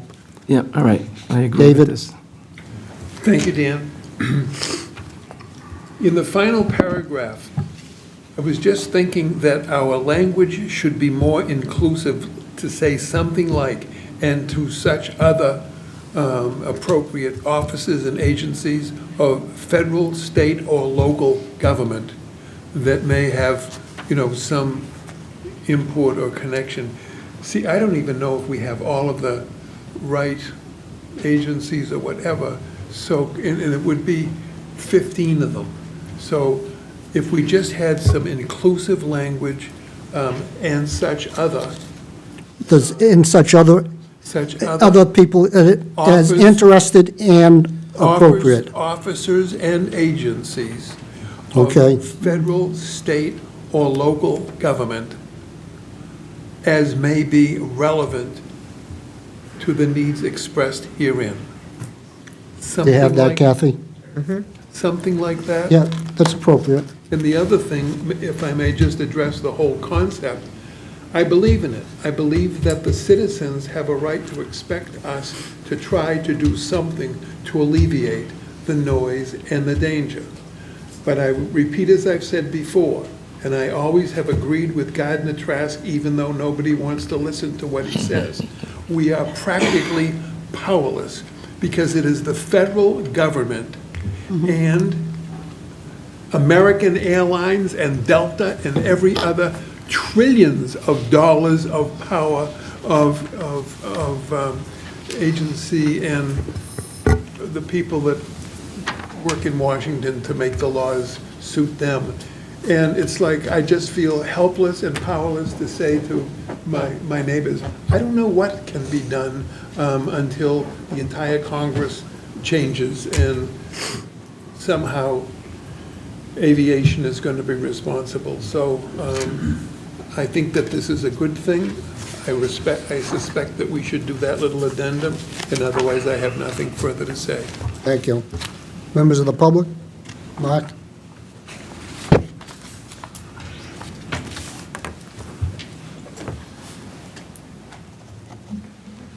Somebody lost a nice pen. Thank you for letting me speak and recognizing my efforts for the general public that are related to the airport. I have reviewed this document, and I believe it's a start in the right direction. However, it's omitting the major portions of what is actually happening at the airport itself. I have put together my comments, and I will forward them to you. But the major issues that I want to bring up is that everything here is well and respected for what it's supposed to do. However, I have 5 items that I'd like to bring up, and like I told the board chairman that I am willing to sit down and review these with the town manager or whoever he decides to do this with. So if I may, Mark, I think our next step after we send this is to put together a subcommittee, and at that time, delve into what your recommendations are, and come No. up with another next steps. The issue here is that this is a very good start Thank you. of the issues that we have identified. However, there are 5 major issues that have been totally omitted, and Nothing was omitted. well, it hasn't been incorporated. Let's you. say that. Thank you. I will buy that. The biggest issue is all of this happening at the airport and to our neighborhoods is as a result of the expansion of the Beverly Airport and the impact on the quality of life in Danvers. It comes in with expanded new hangars and expanded new jet flights that are happening, and I've notified the airport manager on a regular basis when they fly over my house. I don't know how they pick it, but they're low enough where I can see the numbers on it. So that's number 1. Number 2 is the airport board commissioners embarked on a master plan that was entirely developed for the expansion and enlargement of the airport runways, larger and heavier planes, and additional traffic. Now, we went through several reiterations of the presentation, and some of you have been at those meetings. And those meetings were held in Danvers. Comments were made. Nothing has been done with it. That's why I would like to have this included in there.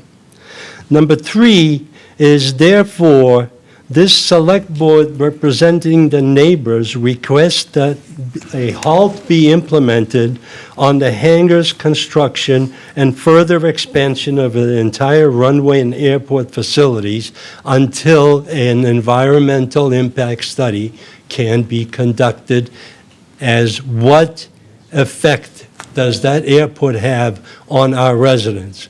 We don't only have noise complaints. We have environmental complaints in regard to the air emissions. We have environmental complaints about the water and soil contamination that's happened at the airport. The flooding that's happening off the west side of the airport. That's something that the town is trying to take care of, but when we build another hangar that's 300 feet long and 135 feet wide, it's going to generate some rainwater and wash off. The number 4 item here is town meeting requested an environmental impact report to identify the entire airport impact to the Danvers community and the quality of life of our residents. The request was forwarded to the airport manager without public response. I know that the letter was sent. I even saw the letter because I saw it at the Airport Commissioners meeting. They are very open about it, but that's where it happens. It doesn't happen in this hall because we need our residents to be protected from the airport. The final one is proposed alternate representation approach based on land area.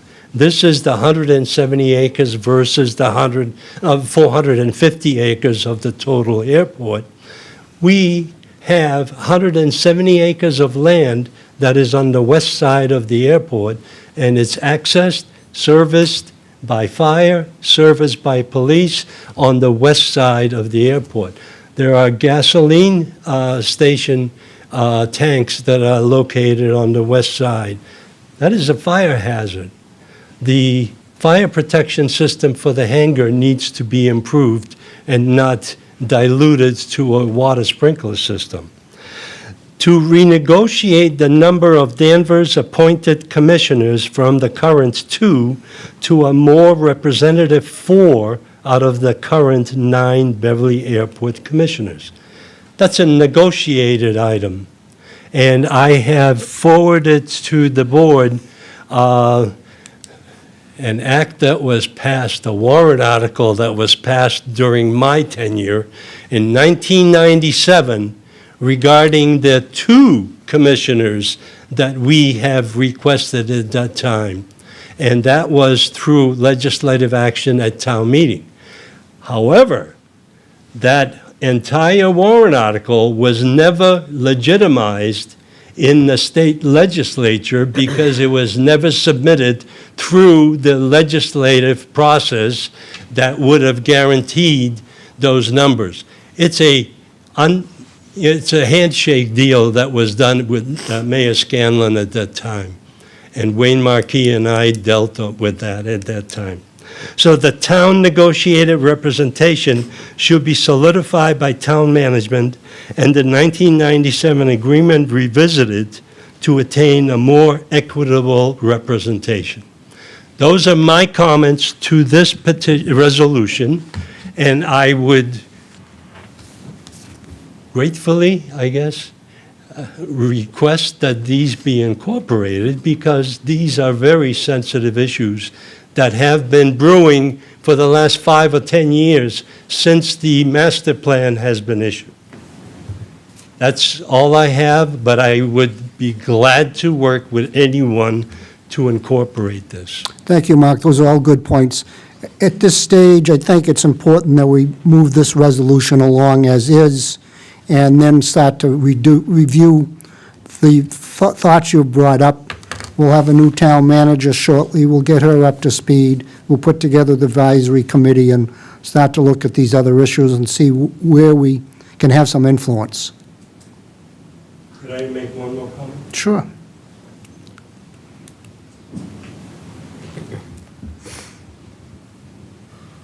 And you're going to scold me for it because this is not a town manager issue. This is a Board of Selectmen issue. That's this You are resolution. the representatives that we elect. And put we'll you in a direct position it- of we'll management. We'll direct the town manager as appropriate, but she's got to be here first. Thank you. Dan, may I? Yes. Just a thought.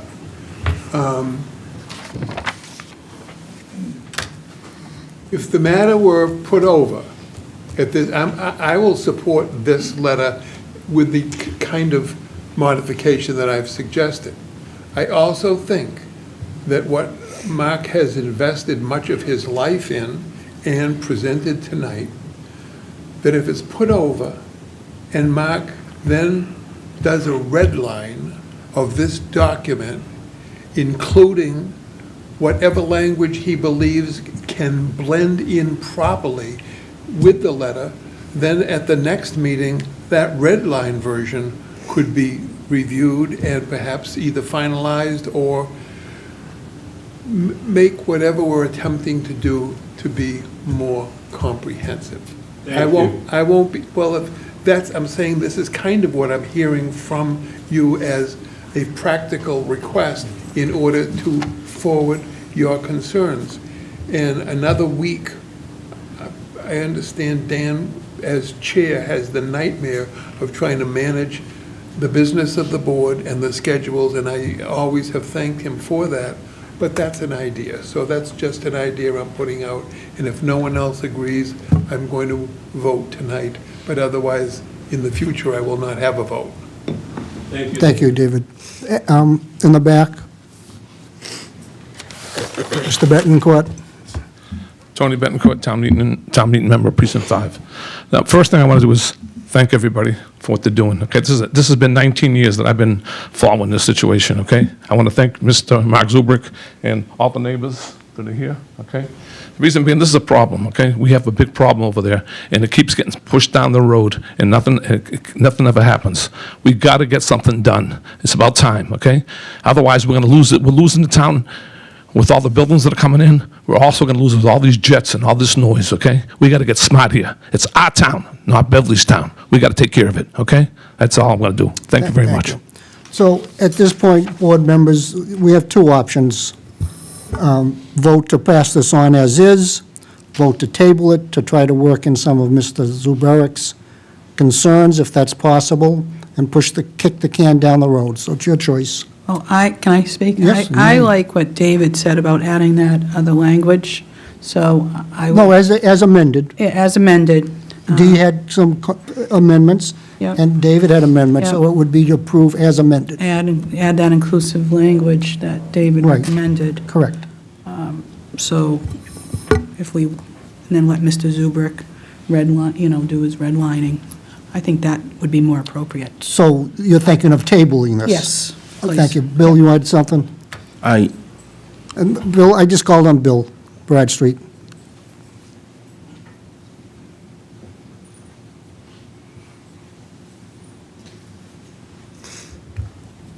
Again, Bill Bradstreet, town meeting member, precinct 1.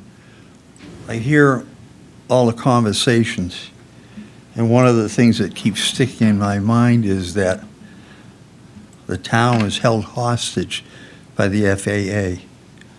I don't know where we can start, the bottom, the middle, the top, but obviously something needs to be done. None of us needs to be or should be held hostage by one government agency.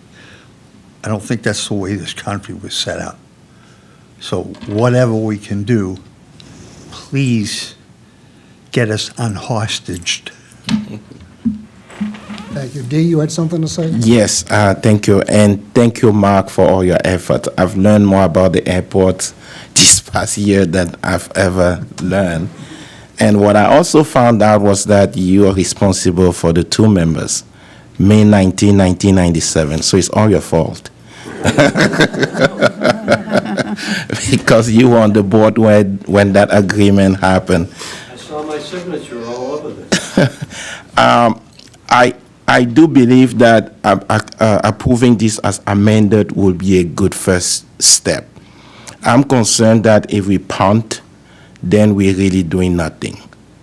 Some of the things that Mr. Zubrick raised are not things that we can really discuss in this setting. I think having people around a table and tackling, because when I see something like the town meeting requesting the environmental impact study, I think we got laughed at when we sent that letter. I don't think they did anything with it. What recourse do we have? What can we do about it? Is this something we can mandate? So I think having a group of people, this advisory committee, we want to be very strategic, because if we just don't want to, in my mind, we just don't want to send a statement and be hands off. So this is a first step to say, this is our thought, this is what we're requesting, and then have these residents and people that we put together work in the details of the 5 points that you've elaborated in the near future. Not next year, not in 2 years. Next week. I think that the board is very receptive to this issue. I think this board is very concerned about it and refuse to say that there's nothing we can do. Whatever it takes, legal action, holding signs at the picket line at the airport, count me in. We have to do something, but I think this resolution will be a first step and also a step of good faith. Because at the end of the day, during negotiation, we don't want to come out too hot and confrontational. It's true, we've been taken advantage of, but this is a first good step, and having that board put down all these 5 points in a thoughtful way, what is doable, what is feasible, will be better for us. Because if we postpone it, who knows, the next month, the board might decide to do something else. So I won't want to leave my vote out. I would like us to vote on this today, approve it, and then the next board will decide what the next step is going to be with this in mind. That would be so I'll make a motion that we approve the resolution as amended. I'm sorry, so the board is deliberating. We're going to be voting shortly. Any other comments? We have a motion from D. Is there a second? Second. Thank you, David. Discussion? Yes, Mike? I was looking to table it and let Mark fill in the lines with his more detail. That would be the next step. I think that's appropriate. So I said, too. You know, so, Me too. all right. All in favor of the motion? Aye. Aye. Opposed? Thank you. Thank you very much. Thanks, Mark, for your input. We'll get to it. So we tabling it. No, hold on. No, motion to approve as amended. Oh, I wanted to table it. Well, then you should have voted no. I did say no. Did you hear me say no? No, we did not. I think there was a little bit of confusion. Yeah. Between whether we were There was a voting motion as by D, amended. second by David as amended on the resolution. Mike wanted to table as well. Well, the motion was to, Next step. well, that wasn't the motion.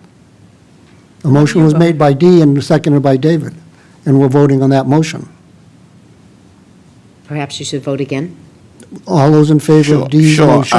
I will, like I said, I will make a motion that we approve this resolution as amended, with the understanding that we will continue forward after we put that commission together, and incorporate some of the things that Mark have suggested. Thank you. David, you all right with that Second. motion? It's seconded. All those in favor? Aye. Aye. Yeah, okay, now, saying it that way, okay, I was under the impression he was Mike? just going to do it without changes. Yes. So it's 5-0. Yeah. Thank you. Okay. Okay. That was Mr. tough. Chairman? Thank you for the clarity, Madam Clerk. You're welcome. Point of order? Sorry, Mr. Chairman, just a logistical thing. If it's all right, I'll send the board a cleaned-up version. Yep, Assuming it hits every point that we amended as tonight. You can just stop by the clerk's office and sign it during the week. I will do that. Thank you. Thank you. Thank you, Dan. No problem. Number 10 has been taken off the agenda, and we'll take a short recess before we pick up with number 11. Thank you.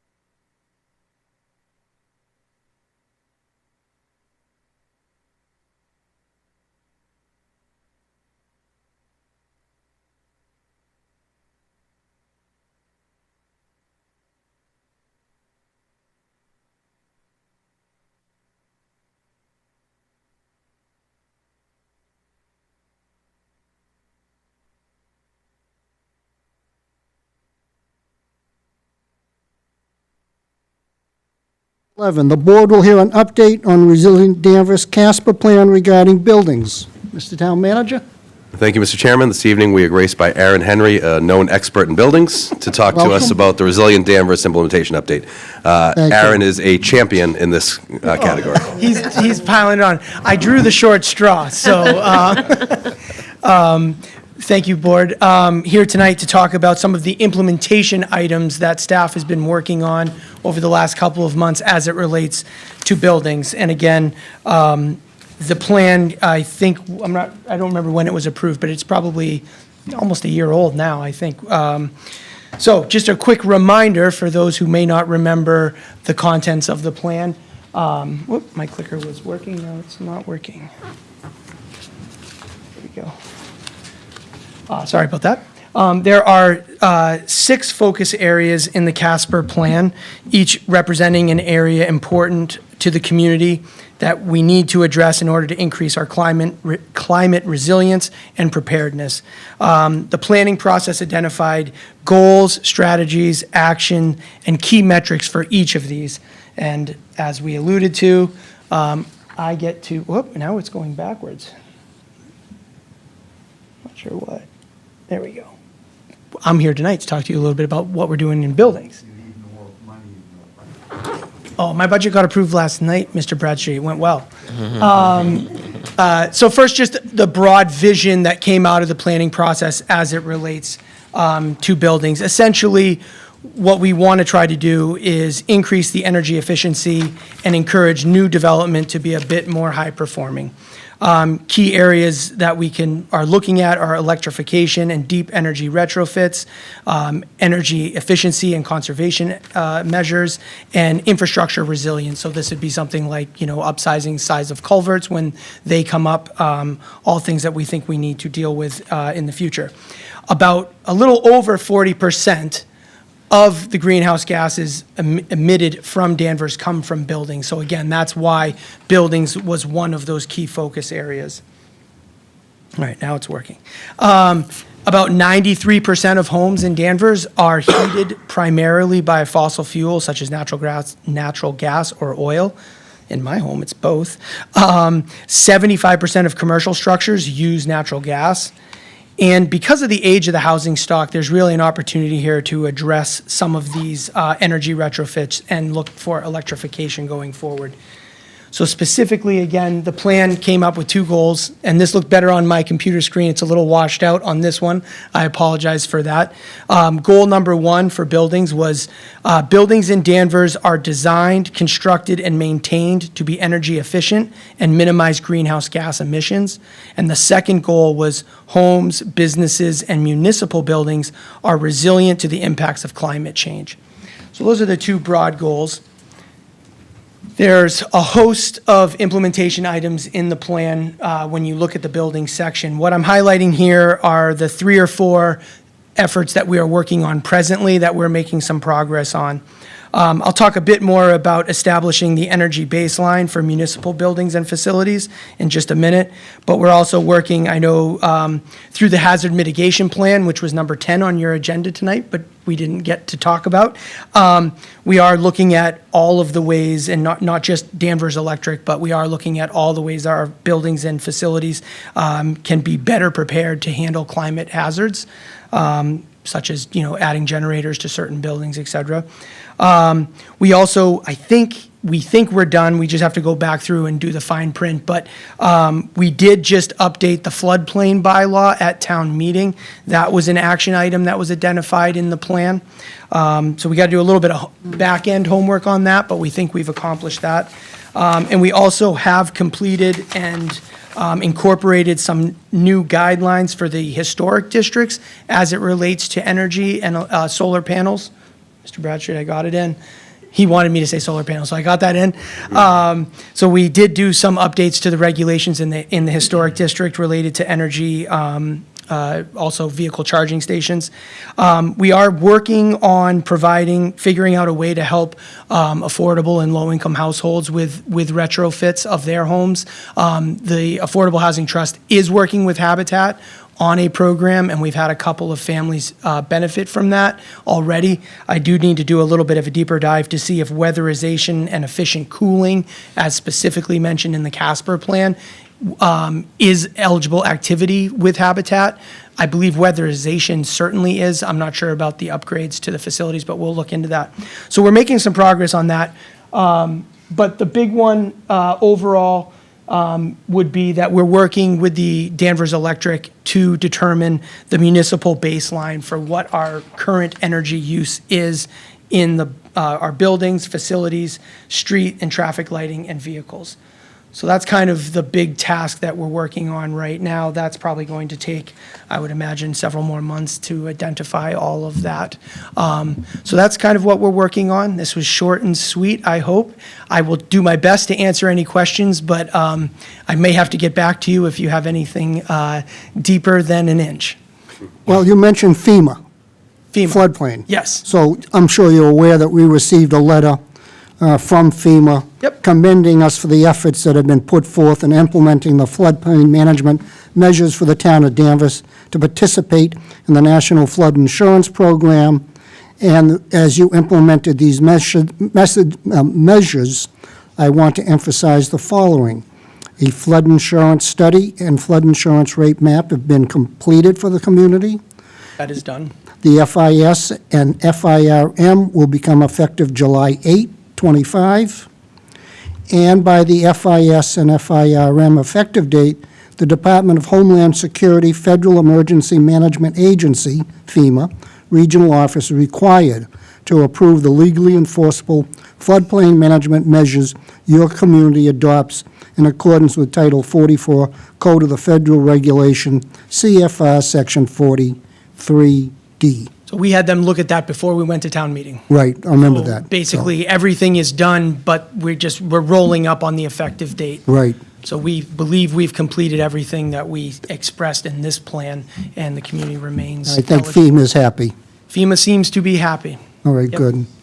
All right, thank you. Any questions, board members? Yes. Mike? Please. Hi, thank you. So there's a lot of talk about electrification. Beverly just made it one of their policies that any new house is built has to be 100% electric. That doesn't seem right to me, because I don't think you should be mandating people that are going to build a house that they force them into making the whole house electric. If it's your choice, that's great, but, once you lose your electric, you're not cooking, lighting, heating, no hot water. When Beverly did that? Just recently, that's the super stretch goal. They've been a green community for years, 9, 11 years. Now they want the next step to be a super. Right. We're not even talking about that piece. I just hope that we wouldn't go there, and I know some cities and towns in the state won't allow you to build a new house with a fireplace either. So, I mean, we live in all the climates. It wouldn't make any sense to do any of that. I think if you want to have At the moment, propane. we're just working on the Yeah. 4 or 5 things that we know we need. But, it leads up to things, and so I just hope that it's a choice that people can have, not a mandate. That's all I'm saying. Thank you. Thank you. David? I think you do a beautiful job of explaining this in English that anybody who wants to understand can understand. Thank you, Aaron. You've always done that. Thank you. Maureen? I like seeing the progress made to the baseline, the energy usage. That's good, Aaron. Good job. Good. Thank you. D? Thank you for all you do. This is great. You said 90% of houses still use oil and gas? I did say that, Okay. because it was on the page. And then one of the goals was to minimize municipal gas emission. Could you say that again? One of the goals were to minimize municipal gas emissions. Yes. Now, as a resident, is it more cost, like if I have oil now, is it cost effective for me to switch to electric? I'm not going to try to could I answer just that do that? question for your household. Okay. But I When not- understand that's a logical question, and I'd have to defer to the team that's, Danvers Electric would probably give you a better answer. I think it is, and one of the things that I'm always thinking about is we talk about minimizing gas emission, But if we also focus a little bit on the economic part of it, that could be a little more appealing. Because when we only focus on the gas emission, it sounds like people might just want to pay more so that we get clean air. That's too grandiose of an idea for folks. You know, if I can't pay my bills, now you want me to just electrify my home so that we get clean air for everybody else who is using oil. But if it's going to be economically beneficial for me over time, I might, and then have clean air at the same time, it's like buy one, get one free. So that could be a little more appealing. Yeah. Just a food for thought. Yeah, and I'll get an answer. I know Clint, if Clint were here, he could probably have given you the citation and the Yeah. verses on all of that, but I can get that answer for you. Thank you. Thanks for all you do. Thank you. No worries. Board members all set? Yeah, thank you, Aaron, appreciate it. Thank you. Thanks, Aaron. Well, Mark, yes? Not a public hearing. It's between friends, I guess. Thank you, Aaron. The issue in regards to the heating systems in New England specifically is oil and gas, which is 90%. The one thing that we have to be careful of is that we don't get the codes, the state codes changes on a regular basis, and that's what dictates what heating systems you are required to build on new construction, not necessarily old construction. So the thing is that we may not even know that we have adopted that code already, and we are under the direction, just like the MBTA law and the housing law for in-law apartments. This is exactly the same thing that may happen to us. I don't know for sure, but the heating systems have been in contention in the state of Massachusetts and in New England because we are so dependent on gas and oil, and it's primarily oil. Gas is coming in second. Thank you. Bill?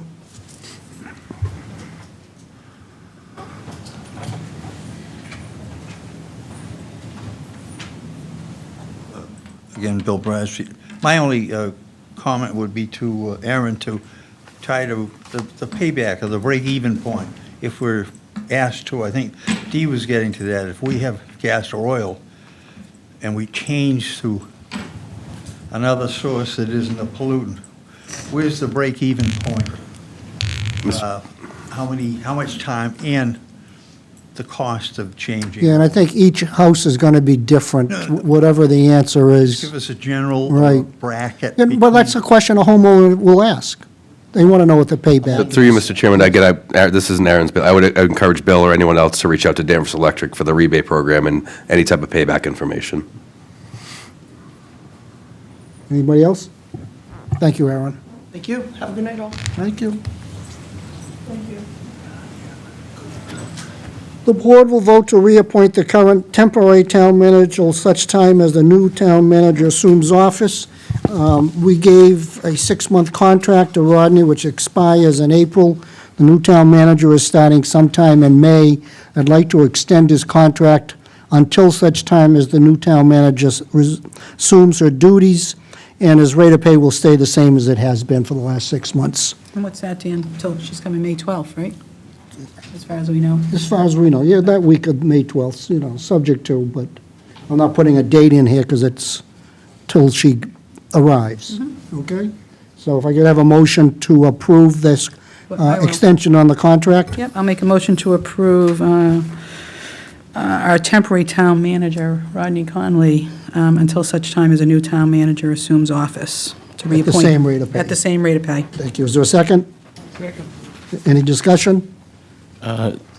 Mr. Chairman, Yes. quick, where we will give a kind of, are we having a transition time? Because Excuse me? It's not going to end the day she arrives. It does. You can't have two town managers. Okay. But they'll be working together to transition. I see. I mean, I get your question. I asked the same thing. Okay, but. I promise I'm not going far. I'm just going downstairs. I'll still be in the building, and again, we'll still work together. And we'll Is your old office still there? Nobody? No one, yeah. It's probably a little dusty, but we'll clean it up. So there's a motion and seconded. All in favor? Aye. Aye. Opposed? None. Thank you. I'll give this to the clerk. Thank you. Town manager report to the board on various items of interest. Rodney? Thank you, Mr. Chairman. A couple notes. Apologies for reading off the phone. I just want to make sure I get this right. Patriots' Day observances are coming up on Monday, April 21st, 2025. Ceremonies will take place beginning on that date at 7:45. Reenactors will arrive by trolley at the Village Training Field in Danvers for a wreath laying for those that died. Coffee and donuts will be provided for the public. The company will then depart for Peabody for further commemorations. Members of the public are welcome to ride the trolley with the company, space permitting, and you should check out RebeccaNurse.org for tickets for that. And then later on, they'll be wrapping up with a post-commemoration reception that'll be held at the Rebecca Nurse Homestead on Pine Street, beginning at 12:30 p.m. when the company returns from their last wreath laying. There'll be brief remarks, musket demonstrations, patriotic songs, and refreshments donated by the Emerson family and Putnam Pantry. Their nurse house will be open as well for free tours on that date. We want to thank them, Representative Kearns, for pulling this together, as well as the Danvers Alarm List for all the work they do this and throughout the year. Also, in addition, behind me, you can't see, and I'm not going to do a Vanna White and hold them up, but we have 2 commemorative lanterns that we received from the State House to commemorate Paul Revere's ride to warn that the Redcoats were marching on Lexington. They'll be available to be viewed publicly at Danvers Town Hall starting sometime tomorrow through Friday, April 18th. They also may be brought to the schools as well for the students to see as well. But again, stop by any time in the next 3 days, and you'll be able to see these lanterns on display in Town Hall. Next up, we have Danvers' townwide cleanup. Once again, in celebration of Earth Day on Saturday, April 26th, from 9 to 12 p.m., we'll be doing an all-town cleanup throughout the various parks and playgrounds and town areas. If you're interested in signing up, you can go to the town website and search for Townwide Cleanup. I'll be at John George Park that day if you'd like to join me. But again, they're looking for plenty more volunteers. Feel free to sign up. It's a great event, and we look forward to that. You have a couple letters and memos in your packets. One was related to the landfill project produced by our town engineer, Stephen King. We sent that to you just describing the project year-to-date in terms of the landfill project itself, as well as the Phase 2 related to the solar array. So again, any questions, let us know. We also have a letter drafted by the chair to the airport manager in your packet as well that will be going out as well. I believe that's all I have for now. Thank you. Any questions for the manager from board members? Okay. Next on the agenda, the board will consider consent calendar as they appear. Is there a motion? Motion to approve. Motion approved by Second. David, second by Maureen. Discussion, hearing none, all in favor? Aye. Opposed, none. Thank you. Correspondence, new business, public new business. D, you want to start? Sure. Thank you, Mr. Chairman, and thanks again, Mr. Zavoik, for all the emails and the information about the airport. As I said before, you do have friends on this board regarding that issue, and we will do the best we can legally, within the confine of the law. I want to take a moment to recognize and thank our fellow board member, the Honorable David Mills.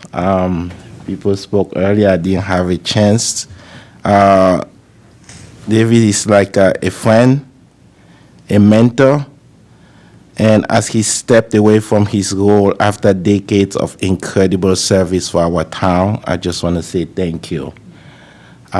It's hard to put in words the kind of impact someone like you have had in people's lives. Not just the decision made in this room, but on the very fabric of our community and our town.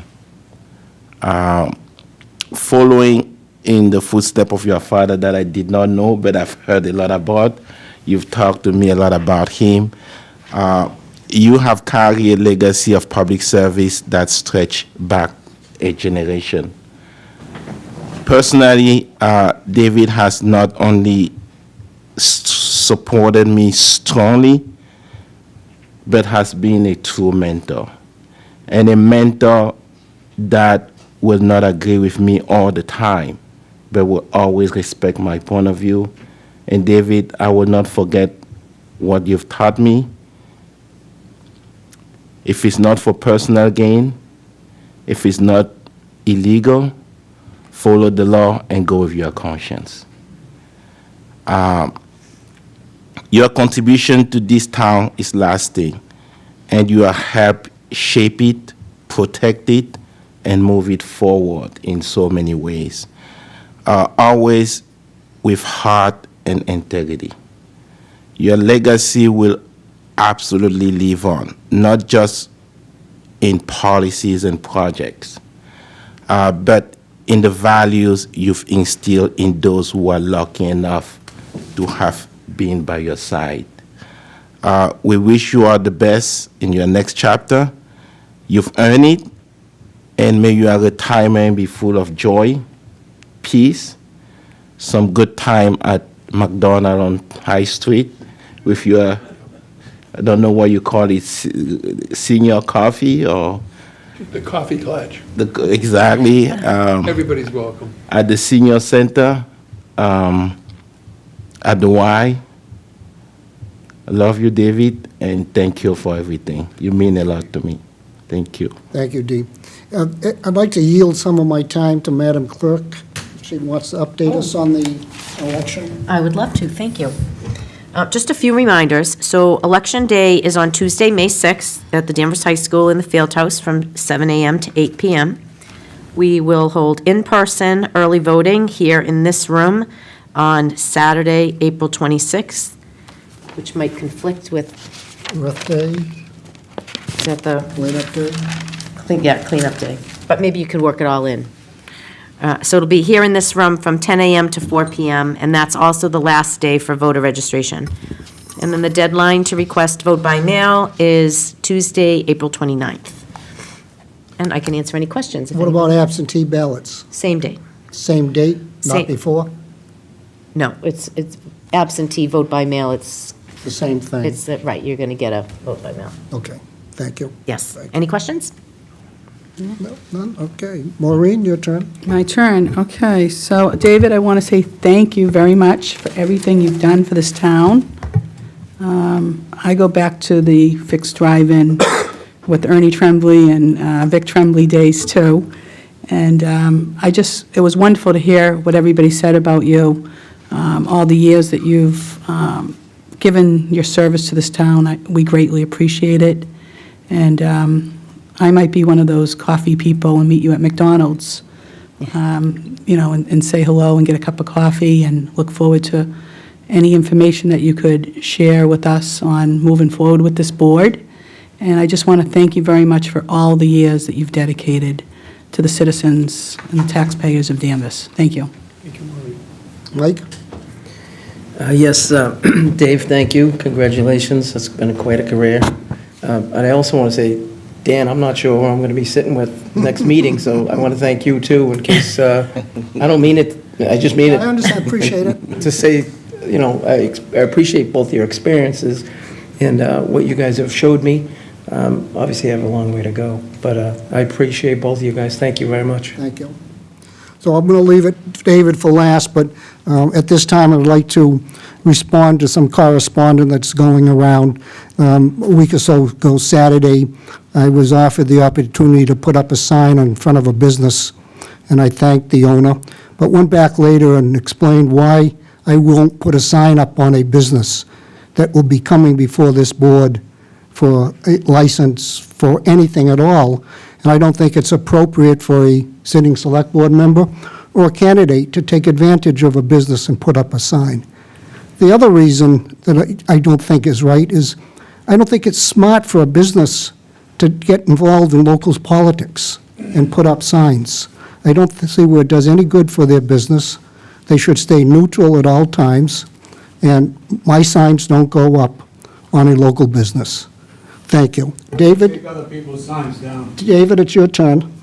Excuse me, I gotta respond to that. It's not your turn to speak. Ruined David's night. It's not your, And I have a whole speech prepared, and I gave correspondence to everybody at this meeting. they can address it next Walked time. into these businesses and demanded they take my signs down. That's slanderous. I didn't do this tonight. That's slanderous. That's slanderous. It's slanderous, you did it, and my signs That's not are true. gone. And my signs are gone. They took them down. I didn't take them down. Explain yourself to the public and this board, because it's a disgrace that somebody on this board would do that to somebody running. It's voter suppression, it's voter interference, it's a violation of my First Amendment right and those businesses' First Amendment right. How dare you? Sorry, David, I didn't want to bring it up tonight, but somebody with less class than me did. David? It's not my night. I see my very special people in this room. I don't know what I'll do without Mr. Bradstreet two nights a month. I just want to say thank you to Dan for being chair several times in the last, I don't know how many, in the last 12 years, Dan. You do your homework. I've always thought that when you're chair, the chair should be paid $30,000 a year. You gave me a raise, it was 20 the last time. Well, inflation, don't you see what's going up? But seriously, Dan, I just think that you have done a wonderful job of attending to town business, because I was chair one year, and I was so glad when that year ended. And thank you for everything you've done. Amen. I have nothing else to say except nice to be here tonight and to hear all this applause. Now I'll sleep okay. Thank you, David. It's been a pleasure working with you over these years. I remember when I was first on the Zoning Board of Appeals, and you came before the zoning board, to argue cases. Wow. And I remember, for anyone who's uncomfortable with Zurich in the room, my father put him on the finance committee to start him up. Thank you. Folks, if you see a veteran, please say thank you for your service. And I was given this hammer, I didn't bring it, to close the meeting. This meeting is adjourned.